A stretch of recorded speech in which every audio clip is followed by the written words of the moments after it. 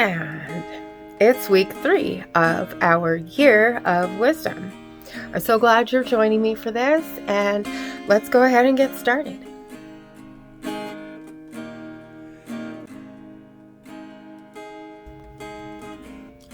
Day 21.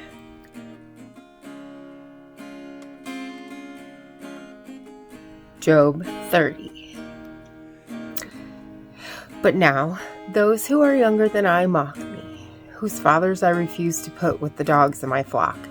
Indeed, what good was the strength of their hands to me? Vigor had perished from them. From poverty and famine they are gaunt.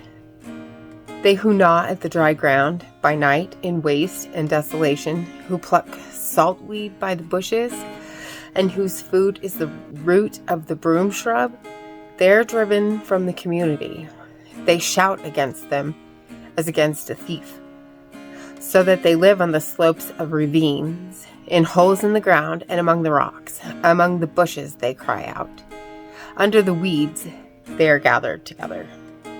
Worthless fellows, even those without a name.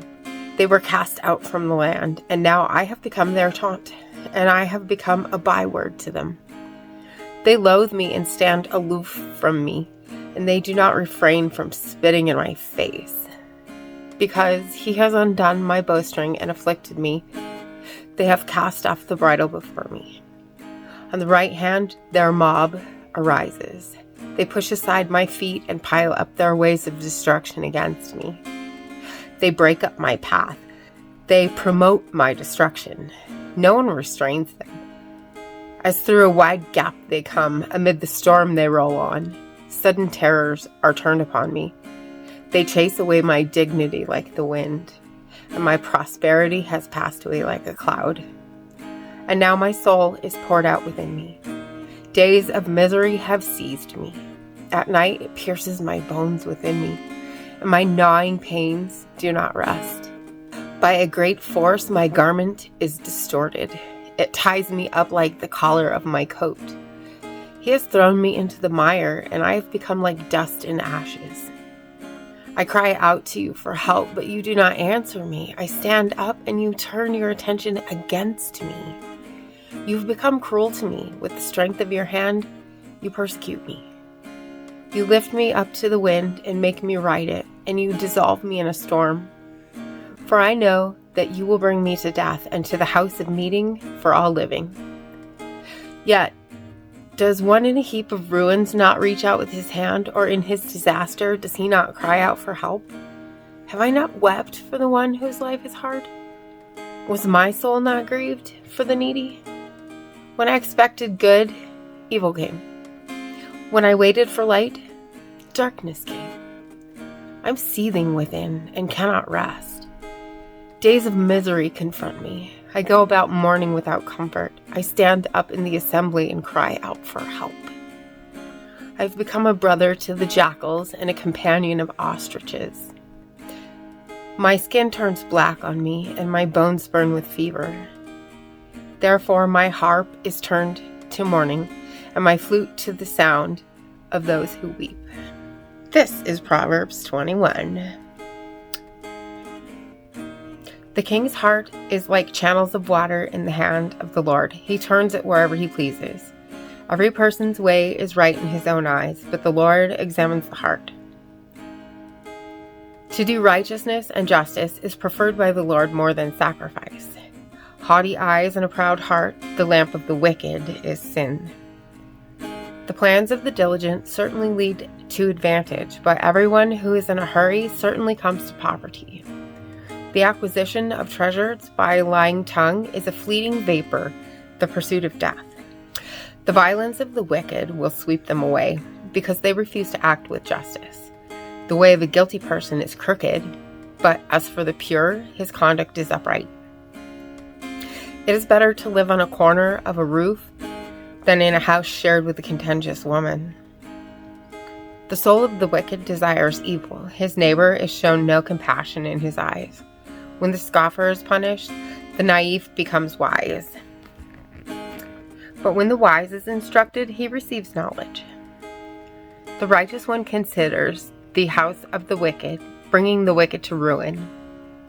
One who shuts his ear to the outcry of the poor will also call out himself and not be answered.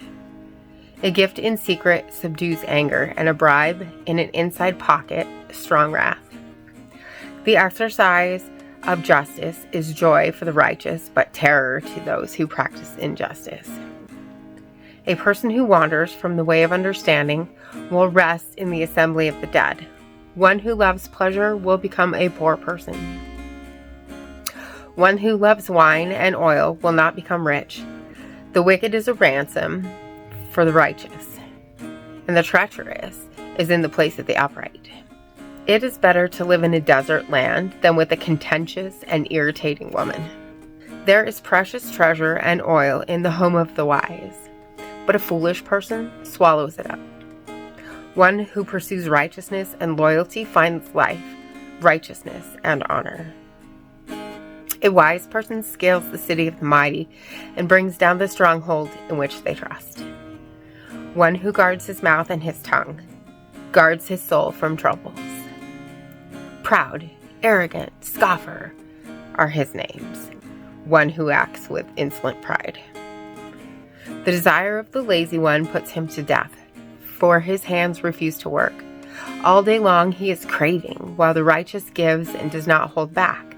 The sacrifice of the wicked is an abomination. How much more when he brings it with evil intent?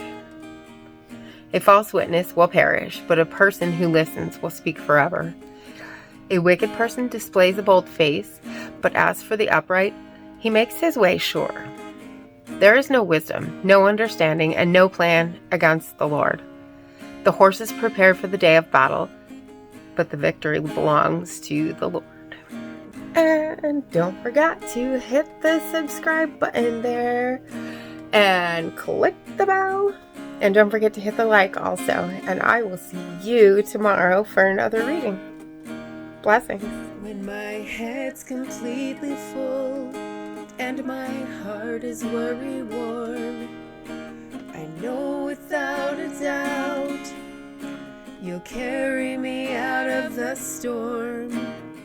I'm standing at the crossroads, I'm lost without a clue. I need a big pink neon sign to show me what to do.